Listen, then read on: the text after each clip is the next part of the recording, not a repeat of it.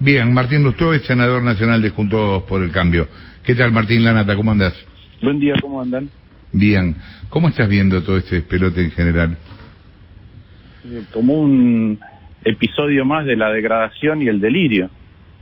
Una muestra más de cómo viene la Argentina en el manejo de su Estado y también del ánimo coyuntural con el que se aborda la solución de los problemas. ¿Sentís que hay como un poder completamente disgregado, que no se sabe quién está gobernando del todo? Sí, de verdad que hay momentos en donde el discurso del presidente, donde él manifiesta sus intenciones y después las resoluciones en los hechos son muy distintas. Ayer mismo, ¿no? Ayer el presidente dijo 3 o 4 cosas sobre los principios generales, ¿no? Lo primero que dijo es que él es un hombre de diálogo y se refería a su diálogo con la fuerza de seguridad, con la policía en este caso, y lo nombró por primera vez al jefe de gobierno como jefe de gobierno. No dijo, ya lo hablé con Horacio, dijo, no le puede sorprender a nadie, veníamos hablando con el jefe de gobierno. Bueno, la verdad es que ese diálogo no existió. Lo llamaron 5 minutos antes a Horacio Rodríguez Larreta para avisarle que iban a anunciar esto. Después dijo que la forma, que no podía ceder a la forma en que la policía estaba manifestándose. De alguna manera dijo, es un reclamo extorsivo. Bueno, se dio con la plata de la Ciudad de Buenos Aires. Después dijo que todos tenían que valorar el esfuerzo que hacía el Estado Nacional, que no hace ningún esfuerzo en este caso. Habló de instituciones, ¿sí? De la institucionalidad, hay que respetar la institucionalidad. Bueno, dejó que la policía de la provincia de Buenos Aires modificara la coparticipación. Es decir, cómo se reparte la plata entre nación y entre las provincias, eso es lo que pasó. Y después habló de que había una actitud despreciable, no me acuerdo las palabras, de intencionalidad política, que algunos sectores se habían sumado con intencionalidad política al reclamo, y la verdad que aprovechó esto para tomar una medida en contra del principal distrito opositor. Y después, lo otro que es realmente llamativo, Jorge, cuando hablamos de institucionalidad, es no sé si llamarlo carencia, ignorancia, de un análisis más profundo. También lo acabo de escuchar a Kicillof. Vamos a empezar por lo siguiente. Por ejemplo, la provincia de Buenos Aires está desfavorecida en términos del reparto de plata con otras provincias, sí. Es histórico. ¿De dónde viene? Bueno, cuando se arregló la coparticipación, el presidente era Alfonsín y el gobernador Armendáriz, y tuvieron que ceder plata de la provincia de Buenos Aires para contentar a provincias peronistas del norte. Ahora, si recordás, cuando Duhalde acepta ser candidato a gobernador, Menem le da el fondo del conurbano bonaerense. Sí, claro.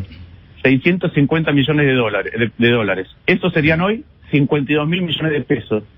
Durante los 12 años de gobierno kirchnerista, es decir, cuando salimos de la convertibilidad y empieza la inflación alta, no se aumentó un solo peso, se dejó un valor nominal, con lo cual la provincia de Buenos Aires fue la última en recibir plata del fondo del conurbano bonaerense, la que menos recibía. Seguía recibiendo 650 millones de pesos cuando le hubieran correspondido, si lo equiparábamos en dólares a hoy, 52.000, que es lo que le está faltando.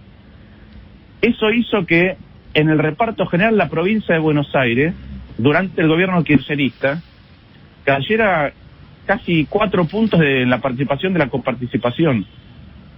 Con la reforma tributaria y previsional, el gobierno anterior le devolvió plata a la provincia de Buenos Aires. Es decir, el gobierno de Macri le devolvió mucha plata a la provincia de Buenos Aires. Ahora sí no es suficiente, perfecto. Supongamos que Kicillof dice que no es suficiente la plata que históricamente recibió la provincia de Buenos Aires. Bueno, entonces menos puede acusar a Vidal de haberse endeudado, porque si no te alcanza la plata, ¿qué haces? Entonces hay unas inconsistencias en el discurso de una provincia que además gobernó siempre el peronismo, salvo con los primeros 4 años de Armendáriz y después los 4 de Vidal. Pero si no, la gobernó siempre el peronismo, y parece que el estado de la policía, el desorden tributario, el desorden de gasto que hay, todo es producto del último gobierno. La verdad que si discutimos así es muy difícil arreglar las cosas. Y voy un paso más con la institucionalidad. Ahora no sabemos todavía cómo va a ser el mecanismo de institucionalización de estos fondos nuevos para la provincia de Buenos Aires. Pero supongamos que dentro de 4 años gana un gobierno nacional de otro signo. También le puede sacar la plata a la provincia de Buenos Aires. Así vamos a resolver el problema de coparticipación.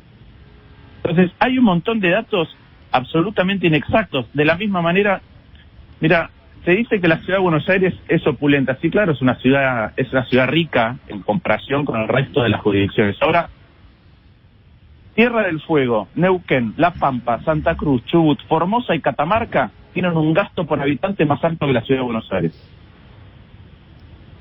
No tienen los mismos resultados muchas veces en su gestión, pero tienen un gasto más alto que la ciudad de Buenos Aires por habitante. Entonces, yo si fuera neuquino, ¿sí?, que es después de Tierra del Fuego, gasta el doble por habitante que la ciudad de Buenos Aires. El doble por habitante. Entonces, con ese criterio, mañana viene alguien y le dice, bueno, Neuquén gasta mucho. Voy a ver cómo hago para sacarle plata a Neuquén para dársela a la provincia de Buenos Aires, que tiene poco, o para dársela a Salta, que tiene poco, o a Santiago, que tiene poco. Bueno, todo eso se llama coparticipación. Tiene estatus de ley convenio. Está en la Constitución del 94, que dijo, esto hay que reformarlo, y daba 2 años de plazo para reformarlo, 96. ¿Cuánto llevamos? 24 años sin hacerlo. Y lo vamos a resolver así. La verdad que me parece delirante. Y por otro lado te agrego un hecho más. No es que Argentina no tiene plata, no es que las provincias no tienen plata. Todas las provincias tienen alrededor de 2 veces más plata por habitante que hace 25 años. El Estado Nacional tiene 3 veces más plata por habitante que hace 5 años. Ahora, si recordamos, por ejemplo, hace 2 semanas discutimos la justicia, se gastaron 14.000 millones de pesos, agregando cargos y cargos y cargos y cargos y cargos y cargos. ¿Por qué en lugar de destrozar institucionalmente la Argentina y hacer todo arbitrariamente, por qué no resolvemos las cuestiones de fondo como corresponden? ¿Por qué no gastamos como corresponden? ¿Por qué en lugar de discutir poder, no discutimos razones? Martín, ¿cómo estás? Jessica Bossi soy.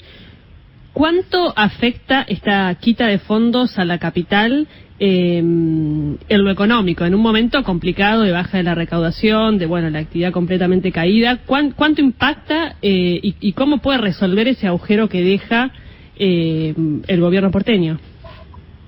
A ver, mira, yo creo que tiene 3 impactos. El primero, que yo lo he reclamado varias veces, no para Buenos Aires, sino en general, es que vos en la pandemia lo que le tenés que dar a las provincias es certidumbre de con qué van a contar. Por eso siempre dije que la plata que emitía el gobierno nacional, hay una parte que se le tenía que dar a las provincias de acuerdo a la distribución habitual de recursos. ¿Por qué? Porque los impuestos se coparticipan, se reparten entre las provincias, ¿sí?, una parte de ellos. Pero la emisión no, la emisión se la queda el gobierno nacional. Entonces, tenía que ser una suerte de sostén de lo que reciben las provincias del gobierno nacional para que puedan planificar. Eso el gobierno nacional no lo cumple en su totalidad. ¿Por qué? Porque con una parte hace eso, pero la provincia de Buenos Aires ya le dio 65.000 millones de pesos por otra cuerda. Antes de esto, estos van a ser 35.000, antes ya le dio 65.000. Lo que pasa que ya vimos cómo gestiona Kicillof cuando tuvo que arreglar YPF, o cuando tuvo que arreglar el Club de París, o ahora también. Va a ser un barril sin fondos también. Entonces, eso ya ocurrió, para necesitar certidumbre. Entonces, el primer impacto en la ciudad de Buenos Aires es que de golpe vos le avisás que no va a tener 35.000 millones de pesos. De golpe. De un día para otro. En 5 minutos le dijiste, mira, ¿te acordás que ibas a tener 35.000 millones de pesos por un acuerdo que además fue ratificado por todas las provincias? Porque fue un acuerdo bilateral, pero después fue ratificado por todas las provincias en ocasión del pacto fiscal. Bueno, no los vas a tener. Eso es más o menos la mitad del gasto en seguridad. ¿Y entonces cómo lo financia eso la ciudad? Bueno, la ciudad en estos momentos, como otras jurisdicciones, tiene déficit y lo que hace es emitir deuda. Entonces vos la sometés a si querés, un estrés adicional o a una fragilidad que antes no existía o estaba mucho más acotada. No existía antes y después con la pandemia está acotada, porque es una ciudad que ustedes saben que yo he tenido discrepancias en algunos gastos específicos a lo largo del tiempo con Horacio cuando competimos en 2015. Yo creo que mucho de eso se corrigió y se empezó a gastar más en salud, más en educación. Yo creo que ahora con la reacción en la pandemia la vemos, pero es parte de esa mayor fragilidad, te deja más expuesto políticamente. Voy a dar 2 ejemplos de esto, o 3, miren. El primero es en la reforma judicial que se aprobó, esa que gastaron 14.000 millones de pesos y que la propia Cristina dice que no sirve. En esa hay transferencia de competencias a la ciudad, de la justicia. Bueno, ahora ya sabemos cómo se van a comportar. Van a intentar transferir la responsabilidad a la ciudad y no le van a dar la plata que le corresponde, que es lo que acaban de hacer. Entonces, ese es el primer tema. Después recuerden, para que no... recién lo escuchaba Kicillof, voy a dar datos. Y comparaba salarios en dólares. Claro que los salarios en dólares son todos más bajos. Una devaluación monumental en todo este tiempo. Pero más allá de eso, ¿ustedes recuerdan cómo funcionaba la fragilidad de la provincia de Buenos Aires en la época de Néstor y Cristina con Scioli? ¿Por qué no le aumentaron el fondo del conurbano? Porque después el gobernador dependía permanentemente del gobierno nacional. No le daban la plata que le correspondía y después lo sometían políticamente o le decían que tenía que pedirla prestada al gobierno nacional. Bueno, durante el gobierno anterior, no solamente la provincia de Buenos Aires aumentó la coparticipación producto del pacto fiscal, sino que además la Corte Suprema les devolvió el 15% que les habían sacado cuando se privatizaron, cuando se hicieron las FJP. Entonces la participación que tuvo la provincia de Buenos Aires creció durante el gobierno de Macri versus lo que fueron los 12 años del gobierno kirchnerista. Y ustedes saben que yo he tenido un montón de diferencias en materia económica con el gobierno de Macri. Pero esta es la verdad. Y lo otro es, ahora esperemos las reacciones de los gobernadores, inclusive los de signo propio, porque en la pandemia son súper dependientes del gobierno nacional, para ver qué dicen. ¿Qué va a decir Morales? ¿Va a decir que esto está bien o está mal? Bueno, si dice que está bien, algo está claramente mal, ustedes ven para qué se hace, para qué el kirchnerismo, igual que antes, trata de debilitar el federalismo, por más que dice lo contrario, a efectos de poder tener mayor control económico, mayor control político sobre el territorio. Fíjense lo que acaba de hacer el gobierno. Dice, bueno, cuando el gobernador podía ser un candidato a presidente que a mí no me gustaba, no confiaba, que era Scioli, pero le sacaba plata. Y ahora que lo que quiero es desarrollar un proyecto propio en la provincia de Buenos Aires, entonces le doy plata. Bueno, la verdad, muchachos, si así es como se tratan los temas de rango constitucional, institucionales, del federalismo fiscal, que es lo que sustenta el verdadero federalismo, si así se discuten y así se resuelven, es muy difícil pensar en que la Argentina se va a desarrollar armónicamente. Diego. Le dan plata y en este caso plata de otro, además. Martín, buen día. Diego Leuco te saluda. Te quiero preguntar justamente por el diálogo, porque lo venís planteando, lo conversamos recién con Lilita Carrió. Vos sos un hombre de diálogo, de hecho tuviste muchas diferencias con Larreta, fuiste en contra en varias elecciones con Larreta y ahora integran un espacio donde dialogan y discrepan y coinciden naturalmente. De hecho, has tenido un diálogo, has ido hace unos días a ver al propio Alberto Fernández, y esa es la pregunta que te quiero hacer. ¿Considerás que Alberto Fernández es un hombre confiable? ¿Es el mismo Alberto Fernández el que conversa con vos en privado y el que ayer anuncia lo que anuncia? ¿Es Alberto? ¿Es Cristina? Está claro que el discurso político del presidente y los hechos difieren radicalmente, y que a medida que pasa el tiempo, más se marca. Fijémonos el tono con el que estamos discutiendo. Fijémonos, por ejemplo, lo que pasó en diputados. ¿Eso es la marca de un gobierno de diálogo? Fijémonos lo que pasó en el Senado con la reforma judicial. Entra la reforma del gobierno, la modifican en comisión, no nos la dejan leer, la llevan al recinto, la tratamos, y cuando ya la estábamos tratando y había terminado el debate, leen cambios durante 10 minutos, en donde del proyecto original cuadruplicaron la cantidad de cargos que crearon. Por eso insisto, ¿se puede confiar en este grupo? Para tener diálogo hay que confiar. ¿Se puede confiar en Alberto Fernández o en su gobierno? A ver, yo te aclaro lo siguiente. Para tener diálogo no siempre hay que confiar. ¿Qué quiero decir con esto? vos tenés diálogo con un montón de gente para ver qué está pensando. No, está bien, Martín, pero si hacemos un acuerdo, si el diálogo, se supone que uno dialoga para llegar a un acuerdo. Para llegar a un acuerdo uno tiene que confiar en que cada acuerdo se va a cumplir. Diego, pero primero, en serio, uno dialoga con un montón de gente a lo largo de la vida que no confía, porque tiene que compartir espacio. Entonces yo soy un hombre de diálogo porque creo que la Argentina está muy, pero muy jodida. Y pareciera que la clase dirigente no se da cuenta. Yo dije ayer lo siguiente: si tenemos, y creo que lo dije con ustedes la primera vez, un día que estaba un poco enojado, frustrado, vamos a tener el PBI por habitante del año 73, con 10 veces más pobreza. Entonces, en lugar de pelearnos, deberíamos hacer una reflexión más profunda de por qué no viene pasando eso y pedir disculpas. Bueno, no está haciendo eso la clase política. Entonces, yo creo que igual hay que dialogar para encontrar el diagnóstico. Igual las discusiones tienen que ser de argumentos y no de poder. Entonces yo voy a seguir dialogando. No quiere decir que confíe en las personas cuando dialogo, porque a veces el diálogo, como vos cuando negociás, supete que tuviste un problema que tiene visos de convertirse en un problema judicial, te sentás y acordás con el tipo con el que te peleaste, no importa si por el alquiler, por ruidos molestos, vos te sentás, dialogás con alguien que te cae mal o tuviste un divorcio complicado. Correcto. Te sentás, dialogás, no confías por ahí y lo pones por escrito. Claro, pero después te das vuelta y eso que acordaste no se cumple. Exactamente. Por vez número 19. Entonces en un momento decís, che, ¿qué estamos haciendo? Bueno, yo creo que con esto, después de las señales iniciales de nos sentamos todos juntos porque la pandemia requiere. Yo ya les dije, yo creo que la Argentina desde antes de la pandemia requiere que nos sentemos a dialogar. Te voy a decir una cosa más. Cuando veo sinceramente que con lo de diputados, de la sesión escandalosa, con los diputados presentes que parecían ausentes o que figuraban como ausentes, había una parte de la sociedad que decía secuestraron el Congreso y no dejan sesionar a los diputados que fueron, y otra parte que decía son unos irresponsables, hay una pandemia.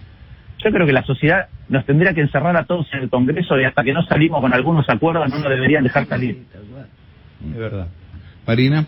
Martín, Marina Calabro te saluda, ¿cómo estás? Sabes que mientras te escuchaba y comparto el análisis institucional que haces y me parece que es el meollo de la cuestión, más allá de eso pensaba en la economía real, en qué nos va a deparar lo que viene cuando hasta ahora las únicas respuestas del gobierno fueron la emisión monetaria, la tentación de aumentar impuestos o crear impuestos y manotear la coparticipación de un distrito que es la manta corta. Entonces digo, ¿qué año nos espera? Mira, nos espera un año en el cual la caída del PBI va a ser monumental, la mayor que recordemos, más que en el 2002, 14, 15 puntos del PBI, y que después para recuperar eso, vos pensás que si caes de 100 a 85, ¿sí? 15 puntos del PBI, después necesitas crecer 20%, sí, claro, de 85 para llegar a 102. Y como va a haber crecido la población, ¿sí? Ni siquiera vas a llegar al mismo ingreso por habitante que tenías al principio.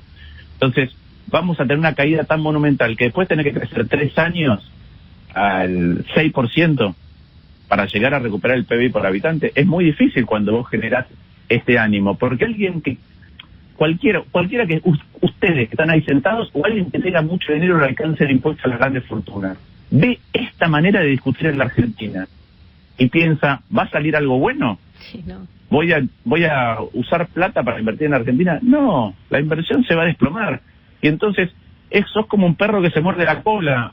Estás 8 meses discutiendo un arreglo con los acreedores, y los acreedores miran esto y dicen, bueno, no voy a invertir en la Argentina. Mira, yo me acuerdo hace mucho tiempo, estaba en el sector privado, debe haber sido 2003, 2012, y me contrató un fondo de afuera para que le diera una charla a su directorio.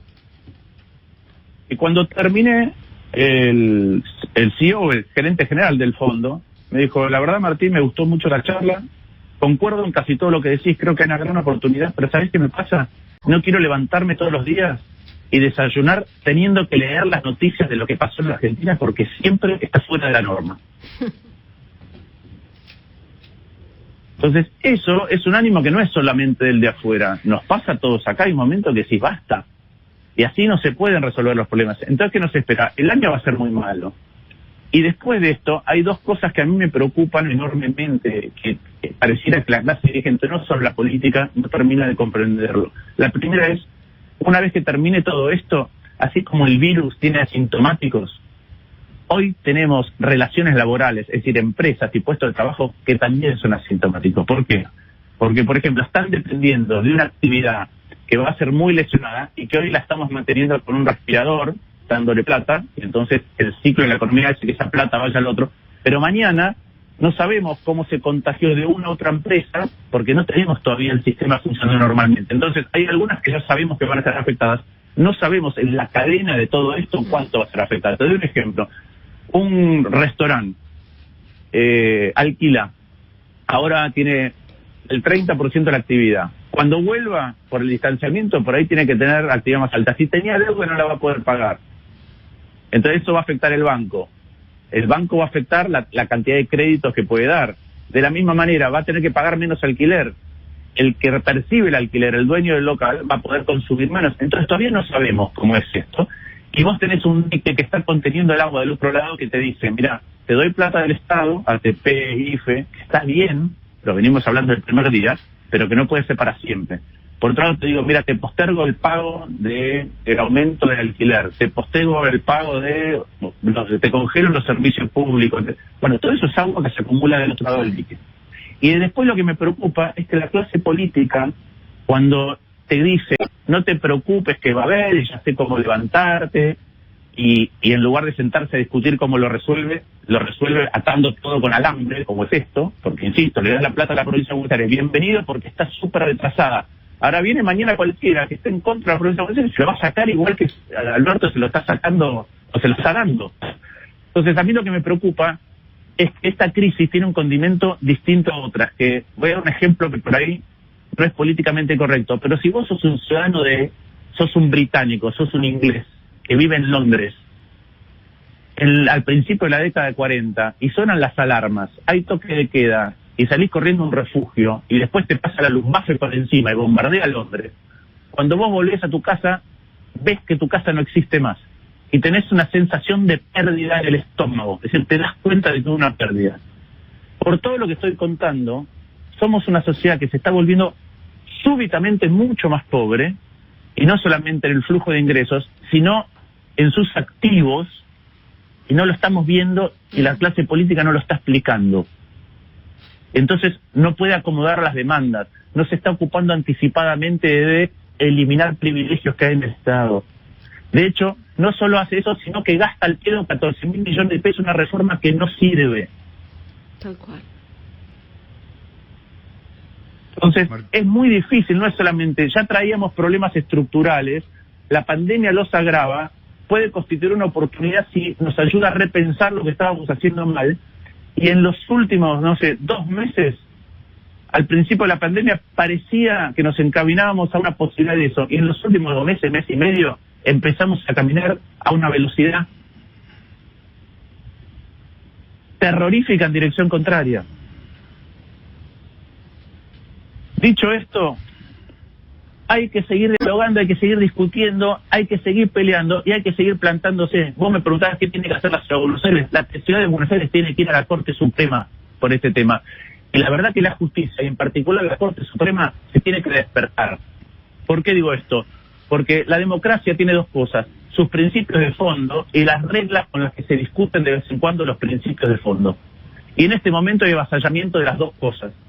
Y entonces, no puede no considerarse actividad esencial en serio la justicia. Todos estos conflictos entre poderes del Estado que están ocurriendo, entre jurisdicciones ahora o entre niveles del Estado, Estado Nacional con Estado de la Ciudad de Buenos Aires, los tiene que dirimir otro poder. Las reglas con las que estás aprobando las leyes, si el funcionamiento a distancia y los protocolos del Congreso son o no constitucionales, si la manera en que sancionaste la comisión de Vicentín es constitucional, si la manera en que vos aprobaste cambios de último momento que en realidad hacen que el proyecto no sea el que estábamos discutiendo, está bien. Si la sesión de diputados corresponde o no corresponde, todo eso lo tiene que resolver el poder que se ocupa del control de constitucionalidad de Argentina. El traslado de los jueces No puede un poder fundamental, que es el resguardo y el guardián de los modos de convivencia y de principios democráticos y republicanos, no puede mirar para el costado.